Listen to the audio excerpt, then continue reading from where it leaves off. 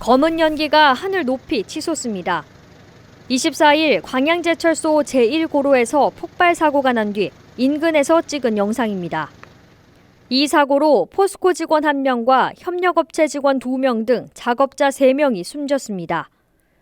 명확한 사고 원인은 밝혀지지 않았지만 소방당국은 작업자들이 산소 배관을 점검하던 중 산소가 새어나오면서 폭발이 일어난 것으로 추정하고 있습니다.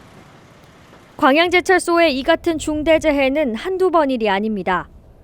불과 1년도 채 되지 않은 지난해 12월 24일 2번의 폭발과 화재로 근로자 5명이 다쳤습니다. 당시 쇠조각이 이순신 대교로까지 날아가 자칫 또 다른 피해로 이어질 수도 있었습니다.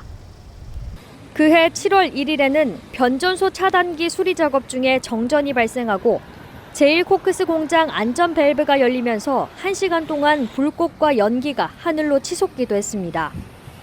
또 6월 1일 오전 니켈 추출 설비 공장에서 발생한 폭발 사고로는 1명이 숨지고 1명이 다쳤습니다. 이외에도 추락, 크레인 버킷 협착 등으로 해마다 노동자들이 목숨을 잃었습니다. 잇따른 사고에 금속노조 광주 전남지부는 원인 규명과 책임자 처벌을 요구하는 기자회견을 열었습니다. 사무실에 제가 앉아 업무를 보고 있었습니다. 갑자기 평소에 들리지 않던 굉음이 들렸습니다. 애아가 새는 소리 같은 아주 날카로운 소리였습니다. 밖으로 나가보니 일고로 쪽에서 시꺼먼 연기와 함께 화재가 발생했고, 오늘 기자회견은 당신이 포스코 자본을 규탄하고 최종우 회장을 구속이라는 의미만 담고 있는 게 아닙니다.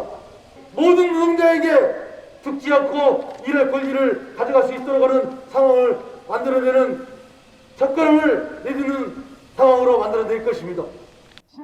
2번 다시 이 같은 기자회견이 없었으면 좋겠다는 호소의 목소리도 나왔습니다. 아침에 출근을 할 때는 가족들에게 잘 다녀오겠노라 인사를 하고 아마 집을 나섰을 것입니다.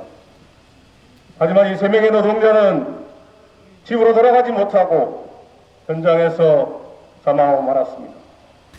이 사망사고와 관련해서 왜 사망사고가 발생을 했는지, 그 책임자는 누구인지, 그리고 어떻게 앞으로는 사망사고가 일어나지 않을 것인지 그 대책을 수립해야 될 것입니다. 2번 다시 광양제철소 본부 앞에서 이런 안타까운 기자회견이 없었으면 좋겠습니다. 비슷한 시각 광양제철소 측은 공식 사과문을 발표하고 책임감을 갖고 후속 조치에 나서겠다고 밝혔습니다. 그러면서도 이날 기자회견에서 금속노조가 전달하려 했던 요구안은 끝내 본부 건물 안으로 들여지지 않았습니다. 아무도 못 들어가는 사례였습니다. 오늘 회사가 어디 있습니까? 요구안을 소장님께 전달만 하고 온답니다. 오겠습니다. 문주세요. 요구안에는 노동조합이 참여하는 사고 원인 조사, 노사 합동 대응 체계 구축, 안전 대책 마련, 노후 설비 개선 대책 마련 등에 대한 내용이 담겼습니다. 헬로티비 뉴스 김신혜입니다.